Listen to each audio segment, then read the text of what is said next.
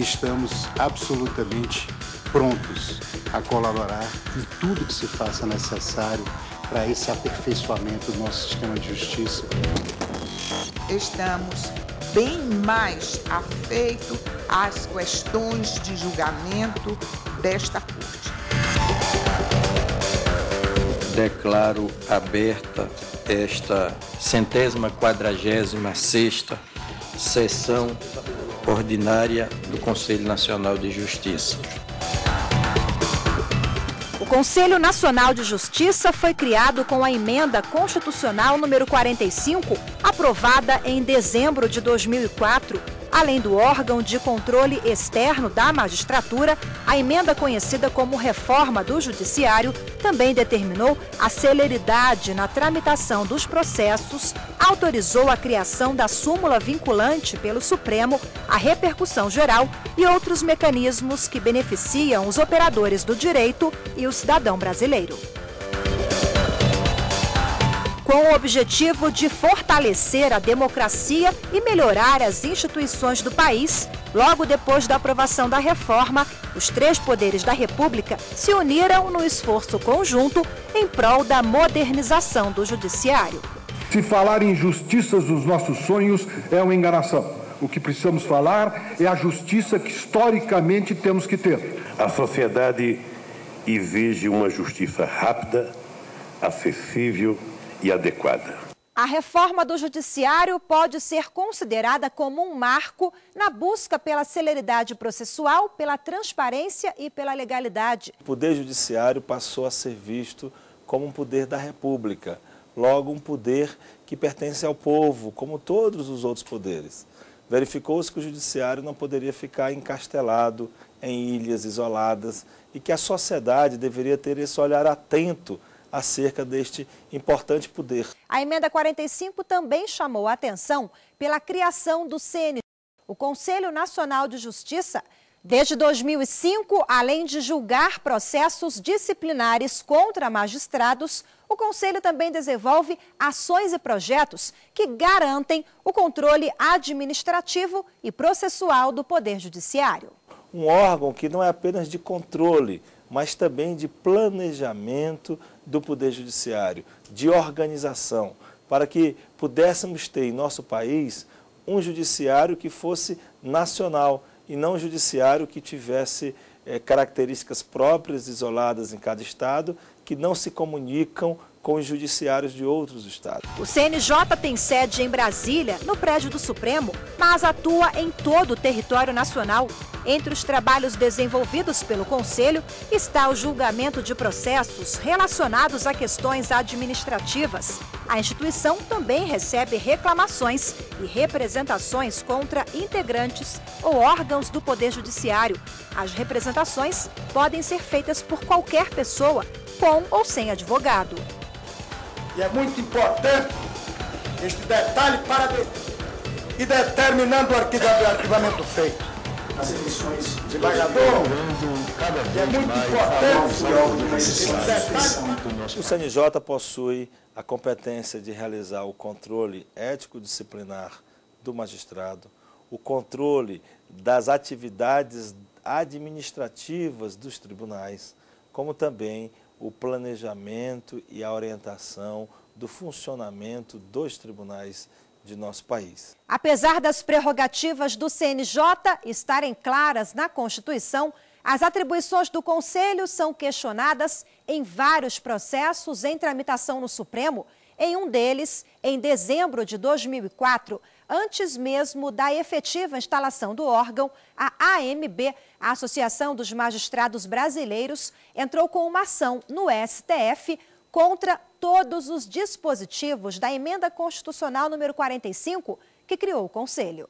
As entidades de classe da magistratura interpretaram neste órgão como sendo uma invasão na independência e autonomia do Poder Judiciário. O que se verificou no julgamento do Supremo Tribunal Federal é que não se tratava de invasão na autonomia do Poder Judiciário, porque o CNJ ele não cuida do mérito das decisões dos juízes. Ele não obriga o juiz a julgar desta ou daquela forma quanto ao conteúdo das decisões. O que o CNJ faz é o controle ético disciplinar do magistrado, verificar se as decisões estão sendo tomadas por questões republicanas, democráticas, de um julgamento imparcial, ou se aqui e acolá, como exceção, obviamente, para verificar se as sentenças não estão sendo tomadas de forma não republicanas, de forma parciais. O julgamento foi concluído em abril de 2005. Por maioria de 7 votos, a Corte declarou improcedente a ação ajuizada pela AMB contra a criação do Conselho. Os advogados, os membros do Ministério Público e os outros indicados pelo Poder Legislativo foram considerados estranhos ao Poder Judiciário. É dever dos juízes, dos advogados e dos juristas propugnar por um judiciário melhor. Ou nós temos a autonomia administrativa tal como prevista no artigo 99, ou não temos essa autonomia. A seguir, você vai ver como foi o julgamento deste processo no plenário do Supremo. Voltamos em instantes.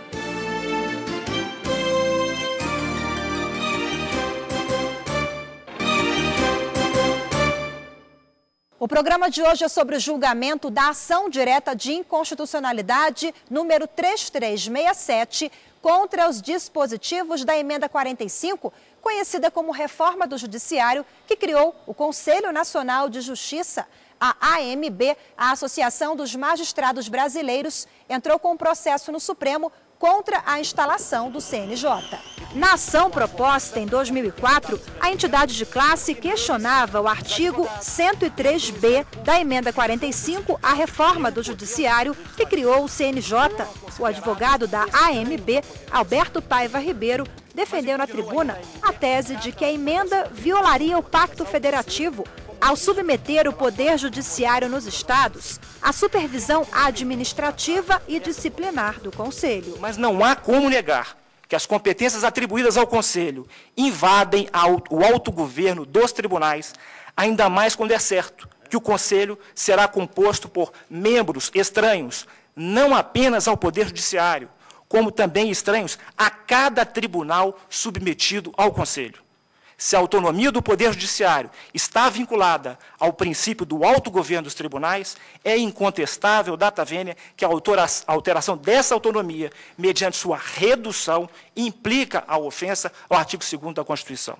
O Conselho não é instância superior a qualquer órgão do Poder Judiciário e nem exterior a ele.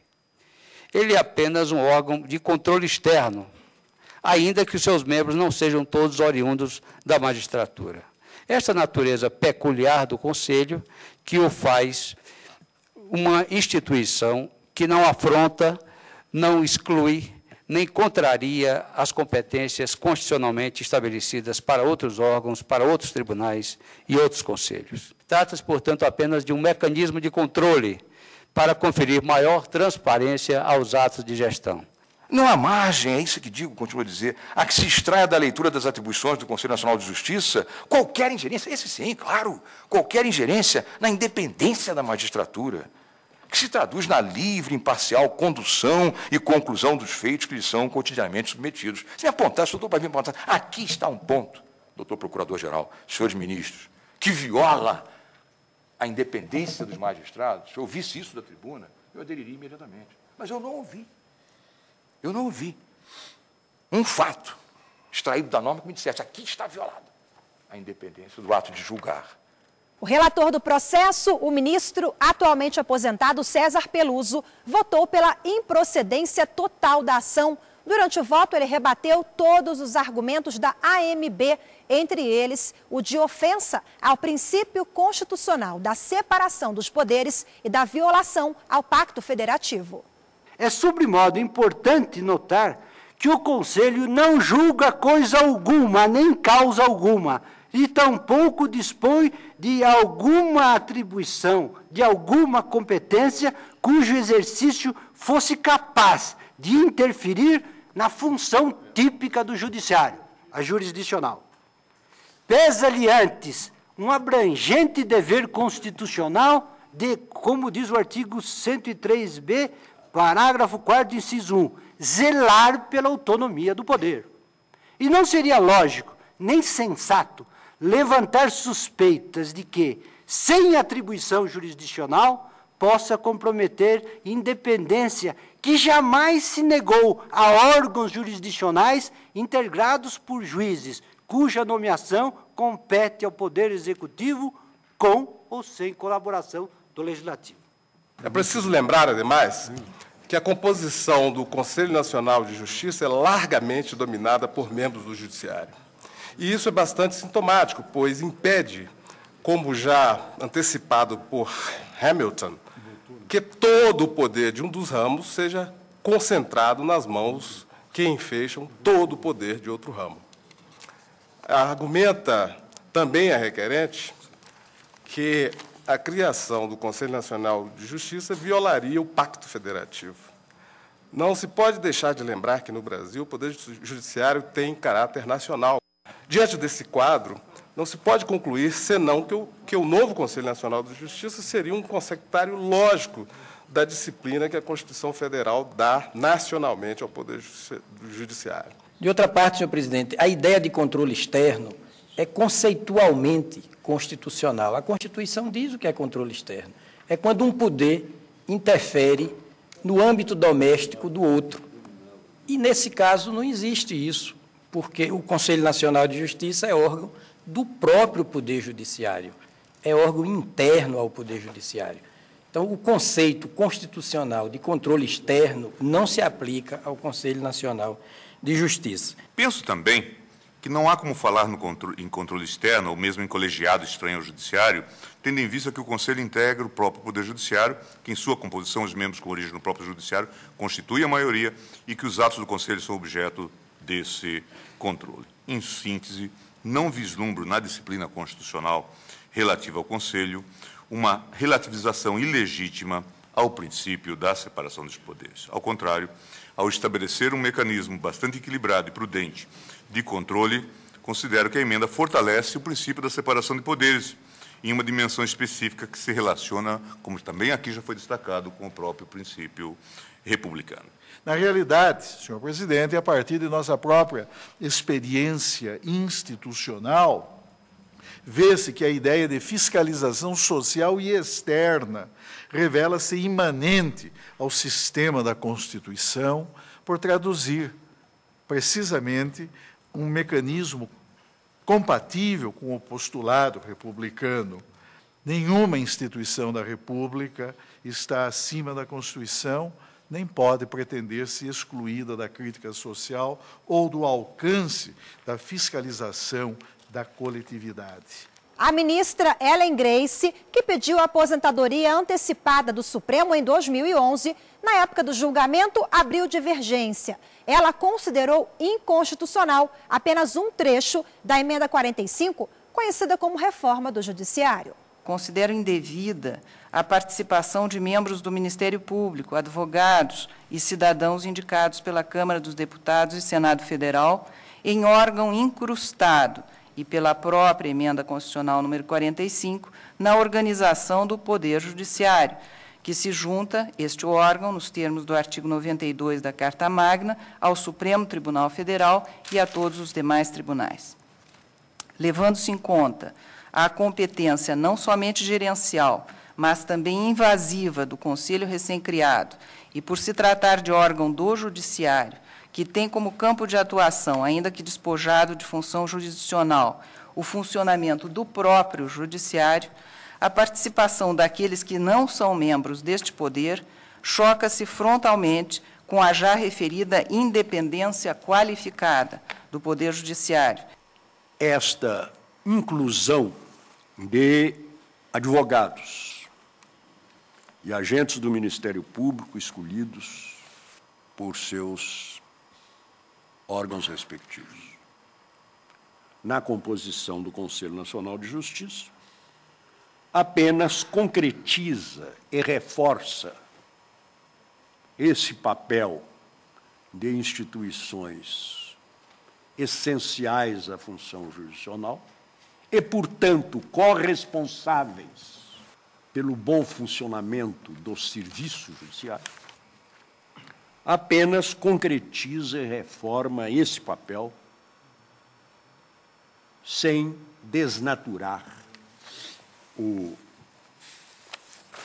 Conselho, nem ofender o dogma da independência dos poderes. Já o ministro Marco Aurélio considerou a ação totalmente procedente. De acordo com o ministro, os juízes precisam ter autonomia administrativa, o que deixa de existir com a criação do Conselho. Presidente, o princípio do terceiro excluído revela que uma coisa é ou não é. Não há campo para o meio termo.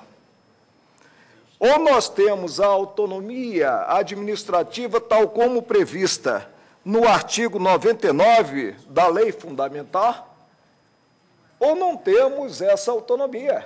E a autonomia administrativa passa a ser do recente órgão criado como uma panaceia para todos os males do judiciário.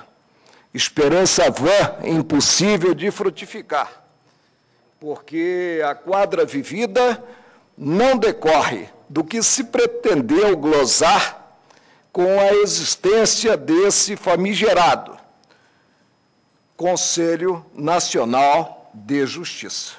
No final do julgamento, o então presidente da Suprema Corte, o ministro aposentado Nelson Jobim, destacou que a Emenda 45, a reforma do Judiciário, permite que o consumidor do Judiciário, que é o cidadão, verifique a transparência das ações da Justiça. Ver se estamos virando a curva para sairmos do modelo autônomo corporativo e de isolamento para entrarmos no modelo em função dos consumidores. Ou seja, se defende tanto com a defesa dos consumidores, é a grande bandeira. Mas o grande consumidor dos trabalhos do Judiciário não tem nenhuma presença dentro do Judiciário no sentido de verificar a transparência de suas ações. O ministro acompanhou o voto do relator em toda a sua extensão. Que eu creio que a presença de 2 membros do Conselho, oriundos do Congresso Nacional, um do Senado e outro da Câmara, mostra que estamos revertendo ou virando a curva do isolamento. Porque manter um Conselho que só se integrasse com magistrados, advogados e promotores, teríamos ainda a manutenção de um sistema corporativo e de isolamento, porque eles integram seguramente o sistema judicial nacional.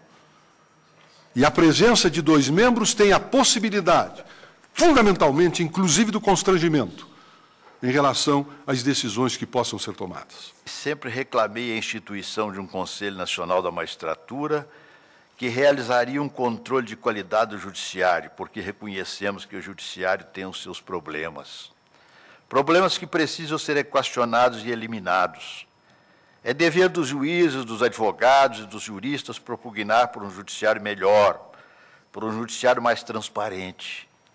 É preciso, portanto, instituir o controle de qualidade da justiça mediante a criação do Conselho Nacional da Magistratura, junto ao Supremo Tribunal Federal, ao qual caberia principalmente supervisionar a administração superior do Judiciário, fiscalizar o andamento dos serviços judiciários, tornar efetiva e pronta a prestação jurisdicional, mediante a investigação e exame das causas de emperramento da máquina judiciária, formulando propostas e soluções, afastando o juiz ou o servidor desidioso, punindo magistrados e servidores de má conduta. Então, o controle é apenas ético-disciplinar. E, por outro lado, é um órgão importante, o CNJ, de planejamento do judiciário. Temos que ter mais transparência, mais organização, temos que construir um judiciário que aplique melhor os recursos, distribuindo os recursos do judiciário, os recursos financeiros, para onde realmente os processos estão tramitando. O Conselho Nacional de Justiça é um órgão tão republicano que ele permite a participação, ele prevê na sua composição a participação de membros da sociedade brasileira. E embora a maior parte seja constituída por membros da magistratura, a presença destas pessoas que não são da carreira do judiciário faz com que a sociedade participe deste órgão e o torne mais republicano. Depois do intervalo, você vai ver que, além de atuar no controle e fiscalização do Poder Judiciário, o CNJ também tem várias outras iniciativas. O CNJ criou um cadastro nacional que permite à família interessada adotar uma criança em qualquer lugar do país. Não saia daí, eu volto já.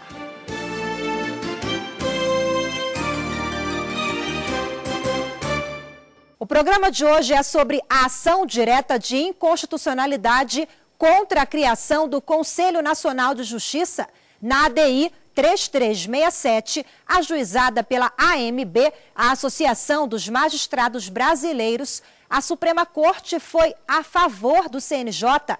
Os ministros entenderam que a criação dele representa uma conquista ao Estado Democrático de Direito. 7 anos depois de ser criado como órgão de controle externo do Poder Judiciário, o CNJ é uma instituição consolidada e que, segundo especialistas, vem cumprindo seu papel. O Conselho Nacional de Justiça, ele é um órgão constituído por representantes da sociedade brasileira, como também de entidades como a OAB, o Ministério Público, e, portanto, é considerado como um controle externo do Poder Judiciário, embora ainda, em sua maioria, seja composta por pessoas oriundas da própria magistratura. E entre os objetivos do CNJ se encontra, certamente, criar instrumentos de planejamento, de gestão, para que o processo judicial seja mais rápido, mais célere, sem prejudicar o direito de defesa, porque Rui Barbosa já dizia que justiça tardia significa injustiça. O CNJ também tem várias outras iniciativas, entre elas projetos que passam da reinserção de presos no mercado de trabalho a ações que regulamentam e agilizam a adoção no país. O CNJ criou um cadastro nacional que permite à família interessada adotar uma criança em qualquer lugar do país. Crianças em situação de risco, presas fáceis para o crime, a exploração sexual e o sequestro internacional. O Conselho Nacional de Justiça entrou na luta em defesa desses menores. Diversas iniciativas do CNJ são louváveis. O mutirão carcerário é uma delas. Quantos e quantos presos estavam injustamente cumprindo pena e o mutirão do carcerário do CNJ assim resolveu. Esse trabalho permitiu que o Conselho Nacional de Justiça libertasse 18 mil pessoas em 1 ano e 2 meses de trabalho, verificando, portanto, que elas estavam presas indevidamente. Pelo acordo, 5% das vagas de trabalho nas obras para o Mundial em todo o país serão destinadas a presos e ex-detentos atendidos pelo programa Começar de Novo do CNJ. Percebemos hoje no Poder Judiciário uma cultura mais aberta, mais republicana, um judiciário mais transparente, um judiciário que fala com a sociedade. Isto é muito importante. Penso que o Conselho Nacional de Justiça vem contribuindo enormemente para a construção desta nova cultura. O programa de hoje fica por aqui. Voltamos na semana que vem com mais um grande julgamento realizado pelo plenário do Supremo. Se você tem alguma sugestão, entre em contato com a gente. O nosso endereço eletrônico é grandejulgamentos@stf.jus.br. Muito obrigada pela sua companhia e até a próxima semana.